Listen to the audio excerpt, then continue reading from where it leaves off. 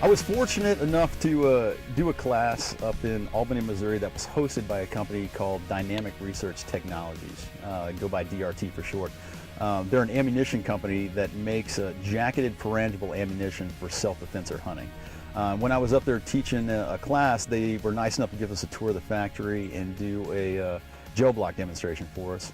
And I tell you what, coming from the tactical side of the house, you know, I thought I'd shot a lot of different projectiles, but man, this was something I'd never seen. And I will be honest, at first I was a skeptic, but after I tried it out, hunting some hogs and shooting some coyotes and things like that, I was really impressed with how quickly and ethically it will harvest an animal. So the short story of this, because I'm not an engineer, is it's a compressed powdered metal core with a conventional copper jacket around it. So the short version of how this works is when this round enters soft tissue, i.e. a game animal, it's got that copper jacket on it, so it's stout enough to penetrate that shoulder bone, i.e. on your stereotypical broadside deer shot.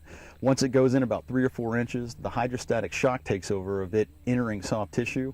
That strips the copper jacket off of it, exposing that powdered metal core, and it's a compressed pellet, so when it gets exposed, it rapidly goes back into a powdered form, and that powder going into the animal does massive, massive tissue damage, and it is 100% energy transfer, which means nothing comes out the other side.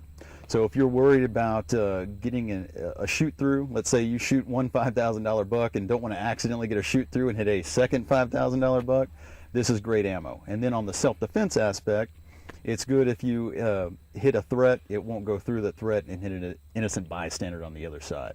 After I talked to Dustin Worrells, the president of DRT, he was nice enough to ask me to come on to help out with some special projects, and that was a huge eye-opening experience. So I got to work on the factory floor for about 6 months doing R&D with them, and really impressed about, one, the outfit he runs, very professional individual, very much into quality control and producing a legitimate and good product. All the rounds are match grade. I can attest because I did a lot of the test shooting.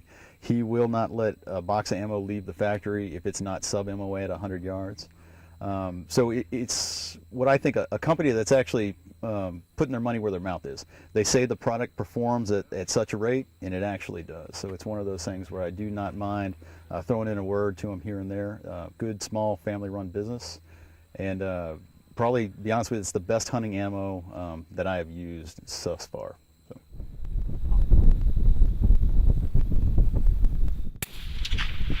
Same place. Nice. That's consistent. We can work with that. What was your call on that one? Right at about a half a mil. Okay, check this out. Go ahead and use 7/10 on this one. All right, okay. Just so everyone can see the difference. So spotter's on. Still want you to use 7/10 whenever you're ready. You're ready. Go for it. Same place. So it moved it over. All right, Brian, are you on target number 8? Yes, sir. All right, what do you think that wind's going to be?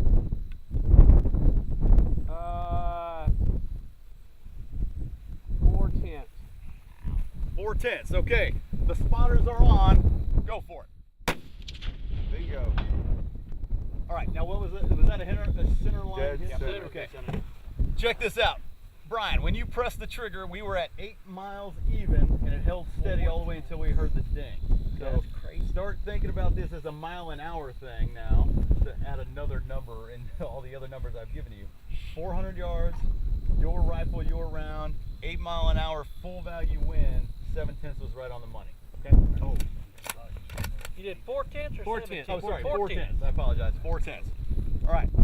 Spotters are on. Same target. Whenever you're ready, let us know what the wind call is. About 5/10 right now. Go ahead and send it. Was a little bit more on the left side, is that correct? A little more on the right. A little more on the right, okay. I got the right shoulder blade, collarbone. Right when you press the trigger, it was up at 9.5, so a little bit more wind. Wow. And then before I heard the ding, it fell down to 6.5. Okay. So that initial push was enough to keep it off the right or over to the right the whole time in flight. Right. What's the wind? Spotters are on. 4/10. Send it. Nice. Right in your other. Good. The whole time during the flight, it was 6 miles an hour. About a mil high. Okay. Yeah. Spotters are on. Shooters ready. Send it. Nice one. Was that 4/10 also? Yes, sir. Okay, good deal. It dropped down to 4.5.